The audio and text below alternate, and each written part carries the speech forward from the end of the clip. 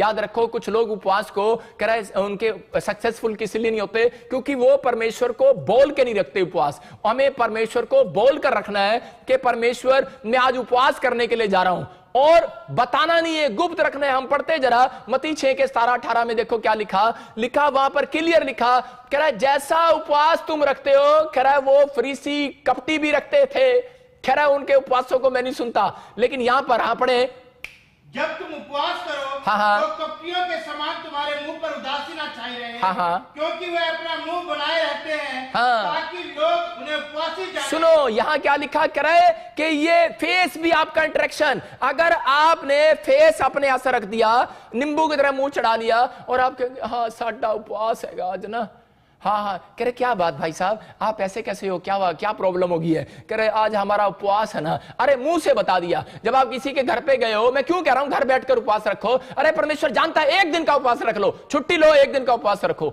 अगर ज्यादा काम अड़ गया है 3 दिन का उपवास रखो, 3 दिन की छुट्टी ले लो भाई साहब, बहाने मारना बंद करो। यहां पर क्लियर कह रहा है, यहां पर उस बात के लिए कि परमेश्वर पिघल जाता है, कह रहा जो लोग फास्टिंग करते हैं। और यहां पर बताना चाहता है, कह रहा है कि यहां पर कह रहा है कि गुप्त तरीके से उपवास रखना, लेकिन तुम्हारे फेस को परमेश्वर नोट कर रहा है। कहता है कि यहां पर लिखा क्या मुंह के बारे में क्या लिखा, मुंह पर उदासी ना छाई। हाँ उदासी ना छाई रहे। इसका मतलब कि आप जब उदास हो जाते हैं और उपवास करते हैं तो परमेश्वर उस उपवास को पसंद नहीं करता।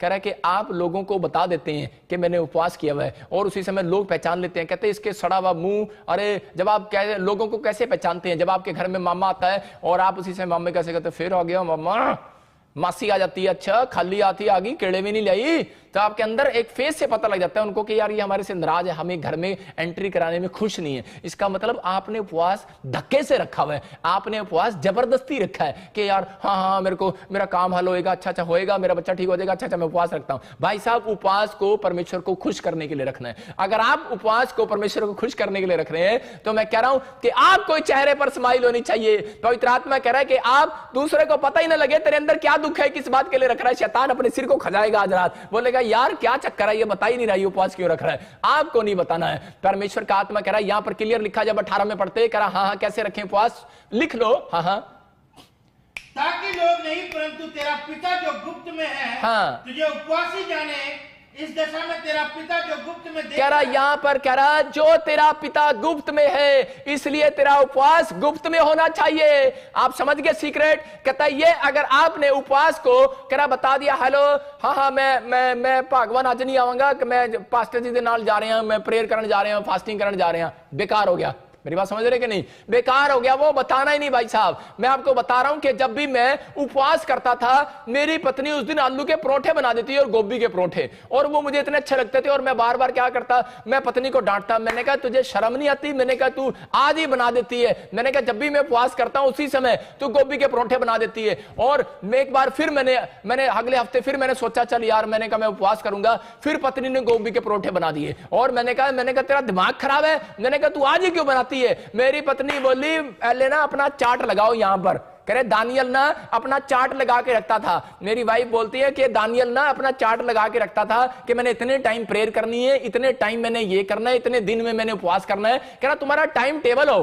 कहता जब तुम्हारा टाइम टेबल नहीं, जब देखा उपवास कर लिया, जब देखा बैठ गए, जब देखा बैठ गए, जब देखा कर लिया। दानियल टाइम के अनुसार करता था। और आज बहुत सारे लोगों के साथ यही प्रॉब्लम है। कह रहा है कि उनके घर में जब आप बताओगे, कह रहा है कि आज क्या लोग बोलते हैं, बहुत शिकायत करते हैं, कहते पादरी साहब कह रहा है कि जब भी कोई स्वादिष्ट चीज देखते हैं हमसे रहा नहीं जाता। जब हम देखते हैं चिकन बन रहा है, बिरयानी बन रही है, जब हम देखते हैं कि खीर बनाई है घर में, जब हम देखते हैं ये बना है, तो हम उसी समय रात को बोलते हैं पापा कल मैं सुबह उपवास करूंगा। जब सुबह उठते हैं तो मां ने और पत्नी ने ऐसी चीज बनाई होती है और हमारा पास्टर अशोक उपवास ही तोड़ देता है। उस दिन कहता है कि परमेश्वर माफ कर, मैं अगले दिन रख लूंगा। हाँ बहुत बार हम ऐसा करते हैं, लेकिन परमेश्वर का आत्मा ऐसे लोगों से बात कर रहा है, कह रहा है कि आपको अरे पत्नियों को दोष दे रहे हैं, तू आज ही क्यों गोभी के परोठे बनाए, आज ही तू आलू से छोंक तड़का क्यों लाया, मैंने पसंद है, तू आज क्यों लाया। पत्नी बोलती है तुझे बहाने नहीं लगाना है। यहां पर आदम और हव्वा के साथ यही हुआ कि है, यहां पर क्या था, मैं तो कहूंगा कि पेड़ पे क्या लगा रही थी, पेड़ पे वो उसने सिट्टी लगाई होगी, उसने कुकर की सिट्टी लगाई, सेब लगाया।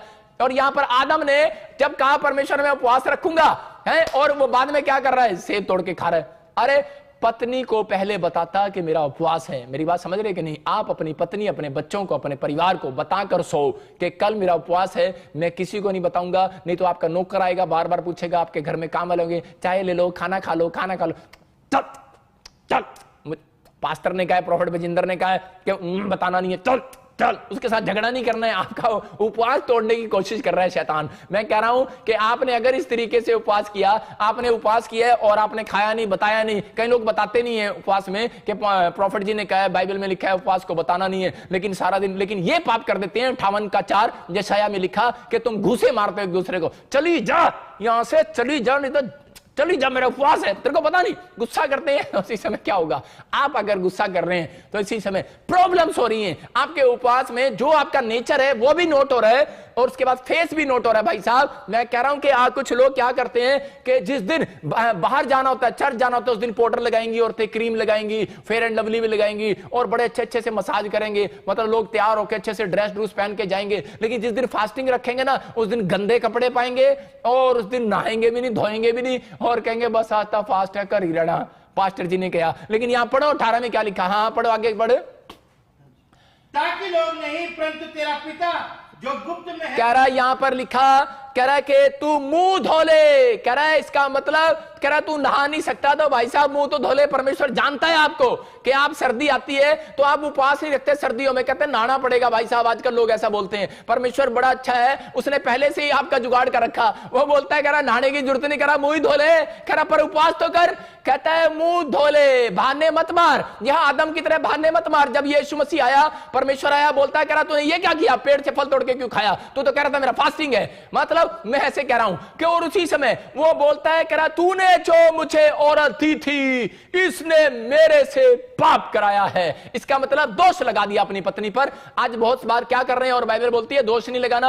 आप क्या कर रहे हैं, आपका टाइम टेबल हो, फास्टिंग जब आप करते हो तो आप पहले से नोट करो और आप पहले से बताओ कि भगवान और मेरे मां बाप अपने बच्चों को कल मेरा फास्टिंग है और कल मैं स्पेशल इस बात के लिए छुट्टी ले रहा हूं, मुझे डिस्टर्ब नहीं करना। कोई घर पे आए बोलो है नहीं, आत्मा में बोलो है नहीं, ये झूठ नहीं होता। याद रखना कि मैं परमेश्वर के साथ संबंध बना रहा हूं। नहीं तो आप जाओ और कहीं पर अकेले में एकांत में जाओ और उपवास करो। लेकिन आपको बता रहा हूं कि पवित्र आत्मा यही बातें आज आपके अंदर से करेक्ट जब आपके अंदर आएंगी और जब आप उपवास करते हैं तो उसी समय शैतान ज्यादा आपको गुस्सा दिलाएगा और उसी समय ज्यादा आपको तंग करेगा, ज्यादा आपका उपवास तोड़ने की कोशिश करेगा। कब तक करेगा? जब तक आपने टाइम टेबल परमेश्वर को नोट कराया। अगर आपने परमेश्वर को टाइम टेबल नोट नहीं कराया, परमेश्वर आपके उपवास को पसंद नहीं करता। आपको परमेश्वर को उपवास बोल के रखना है कि परमेश्वर मैं आज इस दिन फ्राइडे छुट्टी लूंगी और फ्राइडे को उपवास करूंगी, या फिर मैं मंगलवार को छुट्टी लूंगा। लेकिन टाइम भी बताना पड़ेगा भाई साहब कि मैं सुबह से लेकर 5 बजे तक रखूंगा। आप कौन सा उपवास रख रहे हो कि 5 बज गए तो चल 5 बजे तक हो गया, अच्छा 8 बज गए तो चल 8 बजे तक उपवास हो गया, 12 बज गए तो अच्छा 12 बजे तक हो गया। कई लोग सोते रहते हैं सुबह तक 2 बजे तक और फिर वो उठते हैं बोलते हैं परमेश्वर हाँ 4 बजे तक ही था, 2 बजे तक तो सो लिए और 2 घंटे में सारा काम हो गया। परमेश्वर ऐसे उपवास पसंद नहीं करता।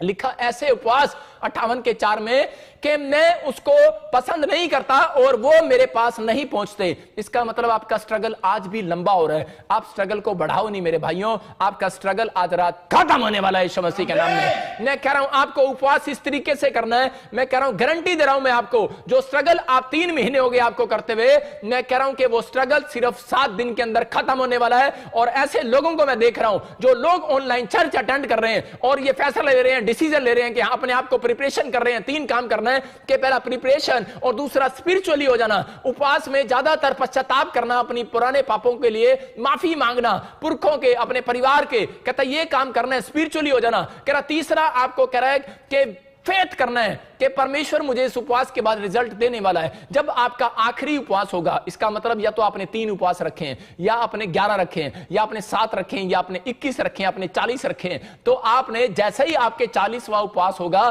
तो परमेश्वर आखिर में आपको रिजल्ट देगा। मैं आपको एक बात बता रहा हूं, गवाही दे रहा हूं कि मेरे ऊपर एक बार कर्जा हो गया, लाखों रुपए का कर्जा हो गया और मैं इतने कर्जे में आ गया कि मेरे परिवार के लोगों ने भी मुझे घर से निकाल दिया। लेकिन जब मैं प्रभु में आया और उस समय मैंने फास्टिंग किया, पवित्र आत्मा ने मुझे कहा कि तू 40 दिन की फास्टिंग कर, और मैंने 40 दिन की फास्टिंग किया। मेरे को बड़ी मुसीबतें आई, मैंने 1 से 10 दिन, 20 दिन, 30 दिन, लेकिन उस समय पर मैंने उस व्यक्ति को पैसे देने थे, नहीं तो मेरे ऊपर कोर्ट केस हो जाना था। और जब मैंने 40 दिन मैंने उपवास, मेरा जब 40वां उपवास था, मैं उसी समय रो रहा था और परमेश्वर के सामने कह रहा था। मैंने एक कमरा किराए पर लिया हुआ था और मैं वहां बैठ गया, और मैं उसी समय उस घर में बैठ गया, और मैंने किसी को नहीं बताया, स्विच ऑफ। और मैं 40 दिन मैंने हार्ड फास्टिंग किया, सिर्फ मैंने पानी का उपवास रखा, मैं सिर्फ पानी पीता था और 40 दिन प्रेयर करता था। प्रेयर, मेरी सिर्फ प्रेयर यही थी कि परमेश्वर पूरी दुनिया के लोगों को बचा ले, या तो मुझे बिजनेसमैन बना दे,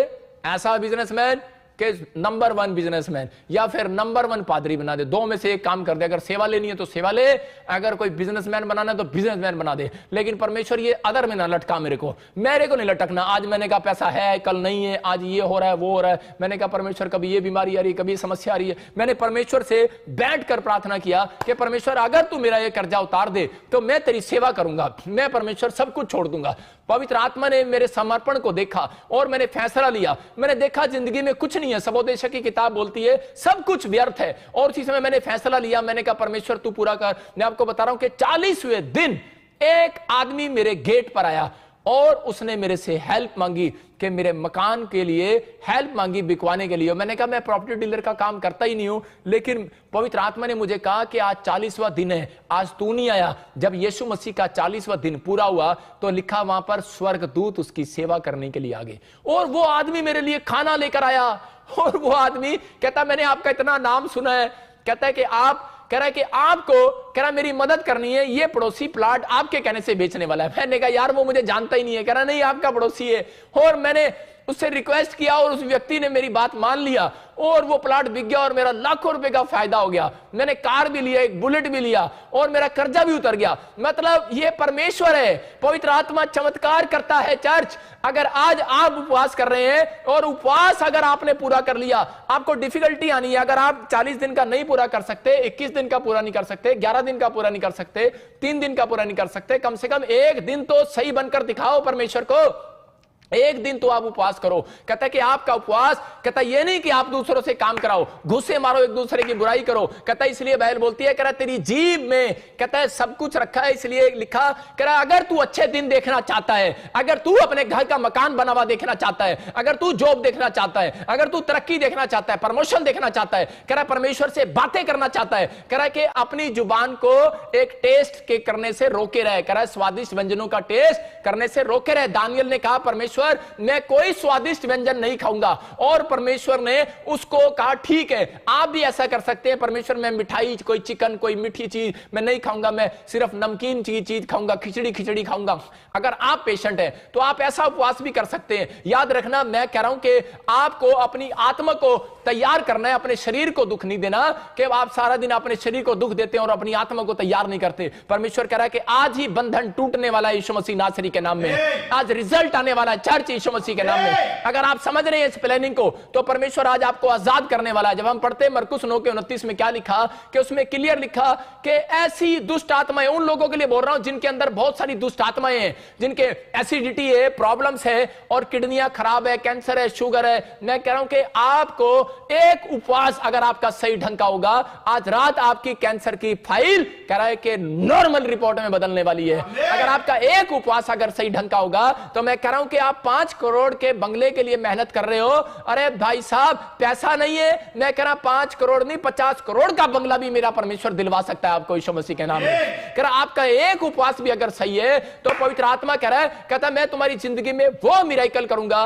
कहता है कि तुम बदल जाओगे, आशीष आ जाएंगी यीशु मसीह के नाम में। कहता है कि परमेश्वर उपवास करने वालों से मिलने आता है। दानियल से मिलने आया और दानियल ने कहा कि मैं स्वादिष्ट व्यंजन नहीं खाऊंगा। उसका टाइम टेबल था, आज चार्ट बनाओ, अपनी पत्नियों को, अपने परिवार को बताओ कि मेरा ये चार्ट है, इस टाइम टेबल पर मैं खाऊंगा और मैं ये करूंगा। परमेश्वर पसंद करता है ऐसे उपवासों को। और आपके आज से स्ट्रगल खत्म होने वाला है। अगर आज ज्यादा दुष्ट आत्मा प्रॉब्लम तंग कर रही है, ज्यादा कर्जा हो गया है, नहीं उतर रहा, मैं कह रहा हूं कुछ करने की जरूरत नहीं है। कुछ लोग अपने सिर को फोड़ते हैं, निराश होते हैं, सुसाइड करते हैं, कुछ नहीं करना, या पादरियों के कान खाते हैं, कुछ नहीं करना भाई साहब। आपको सिर्फ एक काम करना है, आपको इस वचन को पढ़ना है। पढ़े मरकुस 9:29। हाँ, उसने उनसे कहा, ये जाति बिना प्रार्थना किसी और उपाय से नहीं निकल सकती। कह रहा है ये जाति किसी और उपाय से नहीं निकल सकती। आज आपको उपाय देकर जा रहा हूं। अगर आप क्रिश्चियन नहीं है, आप प्रभु को नहीं जानते, चाहे आप किसी भी धर्म से बिलोंग करते हो, लेकिन परमेश्वर का आत्मा आज आपको उपाय दे रहा है। अगर आपके ऊपर कर्जा हो गया है, अगर आपके ऊपर, तो परमेश्वर कह रहा है कि ये कर्जे वाली जाति, ये बीमारी वाली जाति, ये दुष्ट आत्मा वाली जाति, कह रहा है ये मैं उन जातियों को बोल रहा हूं, कह रहा है जो बीमारी वाली जाति, कह रहा है इसको शैतान की जाति को बोला जाता है, कह रहा है जो कर्जे वाली जाति है, कह रहा है ये बीमारी वाली जाति है, कह रहा है कि ये जाति है। इसका मतलब ये जाति है, लेकिन जाएगी कैसे? कह रहा है ये किक मारने से नहीं जाती है, कह रहा है ये उपवास और प्रार्थना करने से जाती है। कह रहा है उपाय दे रहा है, इसका मतलब सीक्रेट बता रहा है। कहता है उपाय है, अगर तुमने उपाय नहीं लिया, अरे जाकर पूछते रहते हैं, हाथ दिखाते रहते हैं, भाई साहब तागे बंधवाते रहते हैं, बोलते हैं कह रहा जी लो जी पूछा दे दो भाई साहब, उपाय बता दो जी, हाँ जी कितनी मच्छियों को आटा गिरना है, कितने गायों को रोटी खिलाना है, कितनों को क्या करना है। भाई साहब कुछ नहीं करना, आपको वो दान पुण्य तो करना ही करना है, लेकिन यहां पर परमेश्वर का आत्मा कह रहा है ये उपाय है। जब तू फास्टिंग प्रेयर में जाए तो कह रहे अपनी आत्मा को तैयार कर, प्रिपेयर कर, कहता है और विश्वास कर कि परमेश्वर तुझे देख रहा है, और अपने उपवास को तोड़ने मत दे। समझदार हो आप। कह रहा है जब आप बाहर रहोगे तो आपका उपवास टूटेगा, इसलिए आप एक कमरे में, कोठड़ी में जा। यीशु मसीह बोलता है वो कोठड़ी में गया और कह रहा है कि गुप्त करे में परमेश्वर तुझे देखता है, और गुप्त का तेरा प्रतिफल आज रात मिलने वाला है तुझे यीशु मसीह के नाम में। अगर आप मुझे पाकिस्तान से, आसाम से, नेपाल से, पंजाब से, हरियाणा से, चंडीगढ़ से, छत्तीसगढ़, कह रहा है कि उड़ीसा से, अगर ऑस्ट्रेलिया, अमेरिका, न्यूजीलैंड, यूरोप से, आप सिंगापुर, मलेशिया, थाईलैंड से देख रहे हो, तो मैं उन लोगों के लिए भविष्यवाणी कर रहा हूं, आपका स्ट्रगल 7 दिन के अंदर खत्म हो रहा है यीशु मसीह के नाम में, खत्म हो रहा है। ये मेरा आशीर्वाद है, 7 दिन के अंदर खत्म हो रहा है। जिन लोगों ने ये फैसला ले लिया है, मैं कह रहा हूं कि परमेश्वर खत्म करता है, लेकिन बहुत लोगों को नहीं पता। हम प्रेरितों के 12 का 5 पढ़ते, वहां पर क्या था? प्रेरितों के 12 के 5 में जब हम देखते हैं एक जगह पर, वहां पर बहुत सारे कह रहे विश्वासी उपवास कर रहे थे, और उपवास करते करते वो क्या कर रहे थे? उपवास, पतरस जब जेल के अंदर था तो उसी समय उन्होंने, कलीसिया ने लो लगाकर उपवास प्रार्थनाएं किया, और उसके 5 मिनट के बाद ही, जैसे ही उन्होंने स्टार्ट किया, एक औरत आई और बोलती चलो चलो मेरे घर पे चलो, उसका नाम मरियम, और वो बोलती है चलो मेरे घर पे चलो,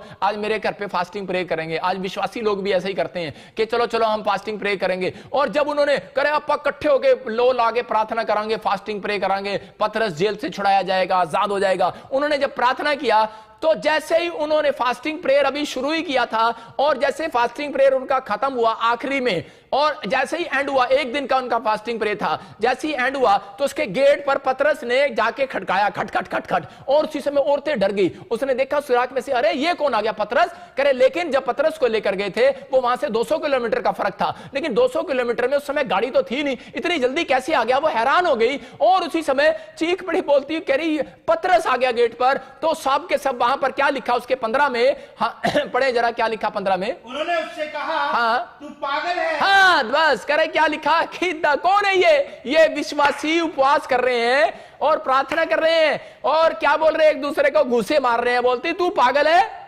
अरे विश्वास नहीं कर रही है। बोलती है उपवास तूने किया, प्रार्थना तूने की, रिजल्ट तेरी प्रार्थना का आया, लेकिन तू विश्वास नहीं कर रही। इसका मतलब आपको उपवास करने के बाद फेथ भी आपके अंदर परमेश्वर चेक करता है, आपके फेस का इंप्रेशन भी आप परमेश्वर आपका चेक करता है। यहां पर ये औरत ने जब उपवास किया, और उसी समय जब इसका उपवास पूरा हुआ तो पतरस जेल से छूटकर आ गया, और वो उड़कर आया, स्वर्गदूत उसको लेकर आए वहां पर उसी प्लेस पर। इसका मतलब 200 किलोमीटर का जो सफर था उसने सिर्फ करा के 5 घंटे में, करा के सिर्फ 15 मिनट में पूरा कर दिया। और जब वो 15 मिनट में वो वहां पहुंच गया और गेट खड़काया, तो यहां लेडीज मसीह लोग क्या बोल रहे हैं? बोलते तू पागल है, अरे कैसे पतरस इतनी जल्दी कैसे आ सकता है? अभी तो हमने प्रार्थना शुरू ही की है। मैं कह रहा हूं कि परमेश्वर का आत्मा कह रहा है ऐसे लोगों को, अगर आपका कह रहा बाल्टी पोजीशन अगर आपने सही ली है, आपका उपवास करने का तरीका सही है, तो मैं कह रहा हूं आप प्रार्थना उपवास शुरू ही करोगे।